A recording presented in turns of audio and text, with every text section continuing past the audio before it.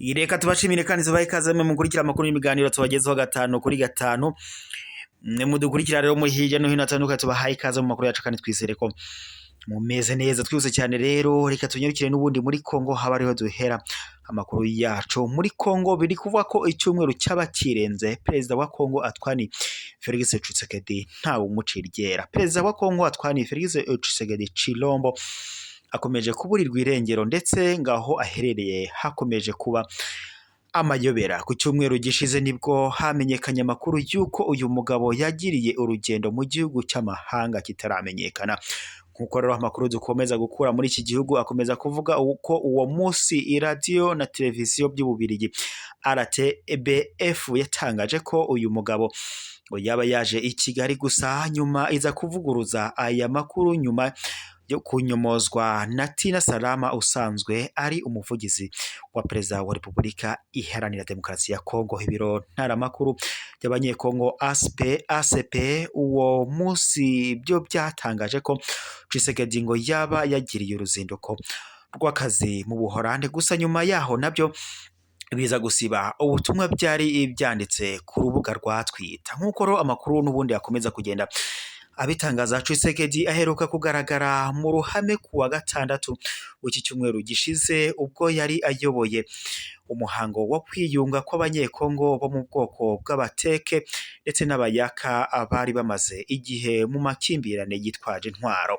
Nkuko ro amakuru akomeza kugenda abitangaza, Tina Salama ubwo yahakanaga ko Antoine Felix Tshisekedi yaje i Kigali yavuze ko yagiye mu mahanga muri dosiye zihutirwa zirebana n'igihugu. Nkuko rero bikomeje gutangazwa kugeza ubu, nubwo bitazwi neza igihugu Antoine Felix Tshisekedi uyobora Kongo yaba aherereyemo, amakuru avuga ko ngo yaba aherereye i Brussels mu Bubiligi, kuko ngo kuva ku cyumweru gishize ariho indege asanzwe agendamo ngo iherereye. Nkuko rero bikomeje gutangazwa, hari ngo n'andi makuru bigoye gusa kugenzura avuga ko uyu mugabo ngo yaba arwaye. Nkuko bitangazwa rero radiyo y'Abafaransa RFI cyakora yo ivuga ko ngo ifite amakuru y'uko nta gihindutse perezida wa Kongo Antoine Felix Tshisekedi ashobora kongera ngo kugaruka muri Kongo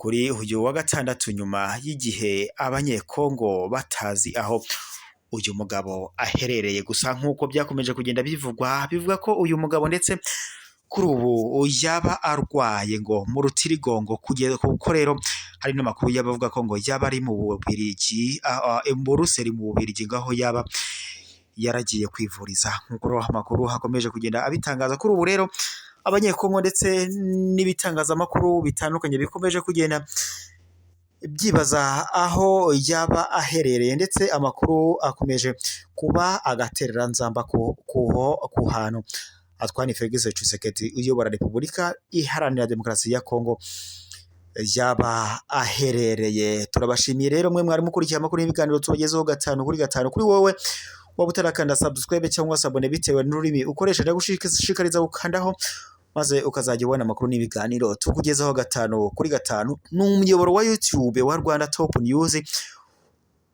ukugezaho amakuru n'ibiganiro biba bitandukanye, by'umwihariko twibanda ku makuru haba arimo aravugwa hano mu karere k'ibiyaga bigari, tukagaruka ku makuru ahagendanye n'umutekano ndetse na politike by'umwihariko hano mu karere k'ibiyaga bigari. Tubagezaho amakuru haba arimo aravuga nko mu bihugu nka Tanzania, Uganda, Burundi, Rwanda, Kenya, Uganda,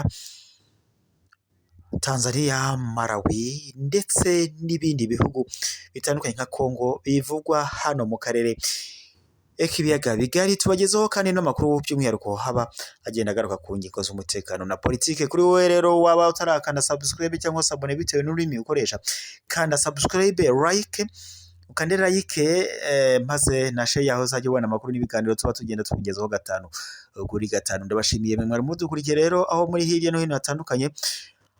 Amakuru yacu mugezwaho n'umuyoboro wacu wa YouTube wa Rwanda Top News, n'ahangaha tuyasubikiye.